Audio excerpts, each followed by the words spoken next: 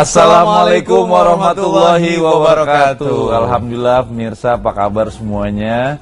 Ini HUT kemerdekaan Negara Kesatuan Republik Indonesia sudah semakin terasa. Besok betul. Ya, tadi juga pidato presiden juga sudah, pidato kenegaraan. Iya, ya. Dan para warga sudah siap nih panitia-panitianya bikin lomba-lomba ya. Iya. Dan mudah-mudahan semakin meriah dan bisa memaknai hari kemerdekaan Indonesia. Betul sekali pemirsa. Dan tapi kita ini bukan mau membahas tentang itu. Kita memberikan informasi tentang semua hal dari sudut pandang Islam, menambah wawasan kita tentang Islam. Dan berita pertama apa nih? Mengenai racun. Mengenai racun ya. Jadi ingat dulu ada lagunya tuh. Apa tuh?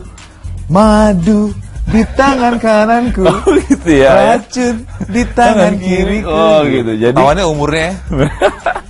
Jadi yang mau kita sampaikan adalah mengapa Allah menciptakan racun dan kenapa, ini dia beritanya.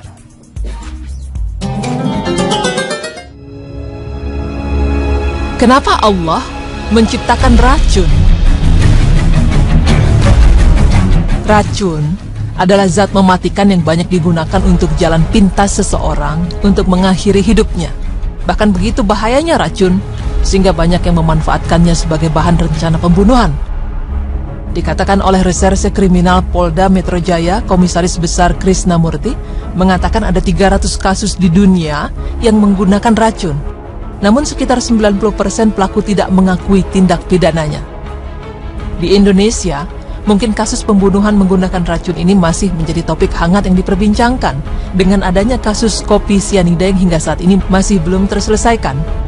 Namun ternyata, sebelum kasus ini terdapat banyak pula kasus-kasus serupa dengan mencampurkan bahan-bahan kimia pada makanan sehingga menyebabkan kerusakan organ yang parah bagi korbannya.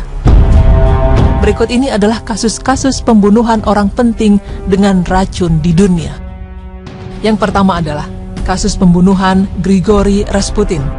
Dia adalah seorang berkebangsaan Rusia yang merupakan pewaris Prince Alexei yang mempunyai banyak musuh. Banyak pihak yang menganggap Rasputin sebagai seorang penyihir yang membawa kesialan bagi Rusia. Tetapi pada tahun 1916, sekelompok aristokrat Rusia meracuninya dengan asam sianida. Namun ketika racun tersebut gagal membunuhnya, Rasputin pun dipukuli dan ditembak hingga mati. Kemudian jasad Rasputin dibuang ke sungai Neva.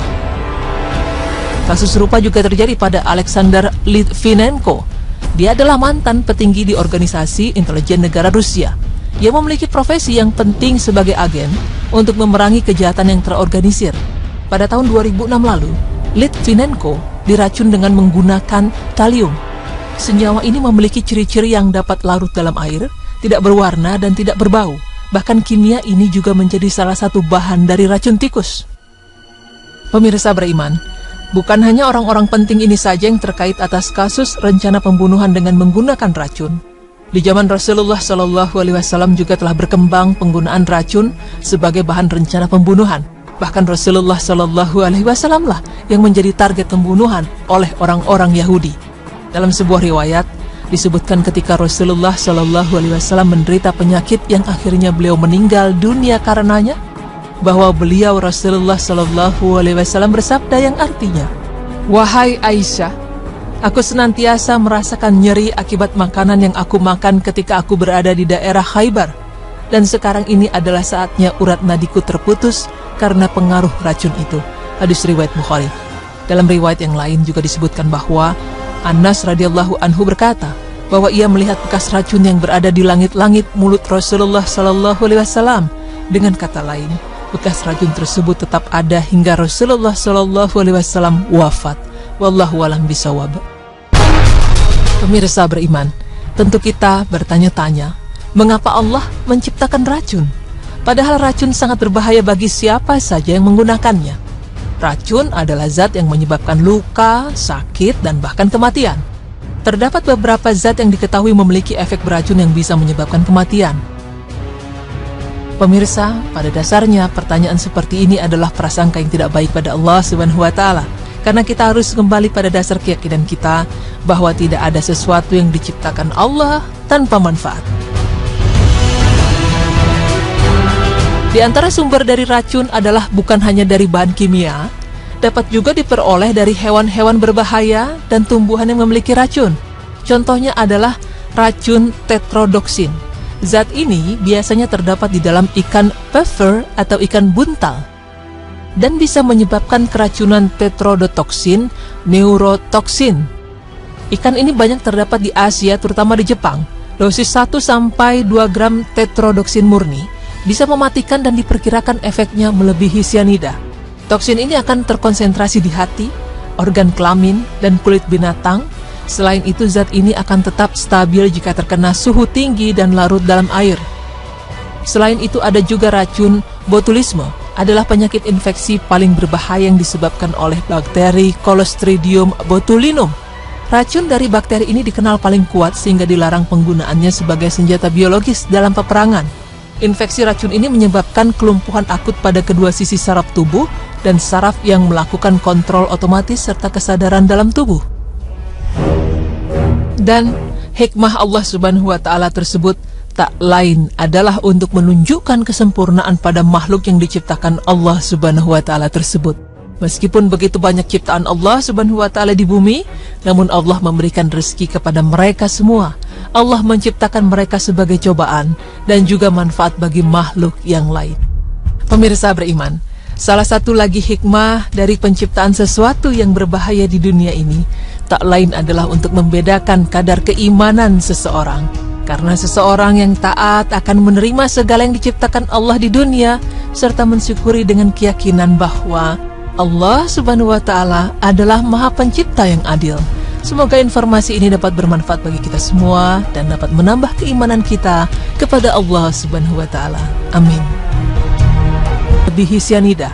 Toksin ini akan terkonsentrasi di hati, organ kelamin, dan kulit binatang. Selain itu, zat ini akan tetap stabil jika terkena suhu tinggi dan larut dalam air. Selain itu, ada juga racun botulisme, adalah penyakit infeksi paling berbahaya yang disebabkan oleh bakteri Clostridium botulinum. Racun dari bakteri ini dikenal paling kuat sehingga dilarang penggunaannya sebagai senjata biologis dalam peperangan.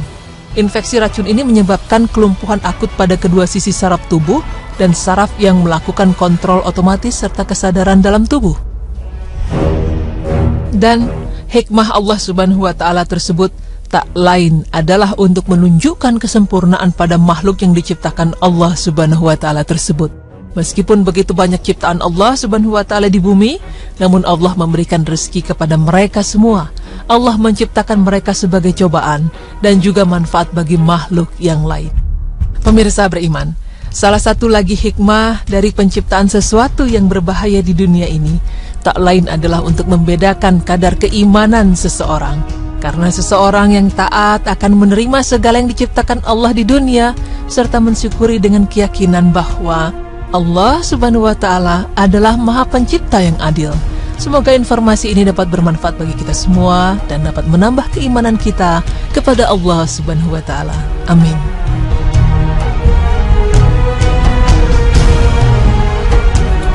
Masya Allah, berita yang bermanfaat sekali buat kita ya, dan tentunya kalau bisa menambah keimanan kita terhadap Allah Subhanahu wa Ta'ala, karena tentunya apa yang diciptakan oleh Allah itu pastinya ada manfaatnya, dan itulah gunanya ilmu pengetahuan. Karena dengan ilmu pengetahuan kita jadi tahu mana yang baik dan juga mana yang buruk. Betul, diciptakan untuk keseimbangan alam ya. Ya, betul. Dan kalau ibu-ibu, racun pasti nggak suka, ya kan? Tapi di madu juga nggak suka. Terus gimana dong? Jadi kembali ke lagu tadi, madu dan racun gitu ya. Oke, kita akan bahas lagi berita yang lain selain madu dan racun tadi. Beritanya pasti menarik. Iya, ya? Ini juga masih ada hubungannya dengan penciptaan Allah SWT.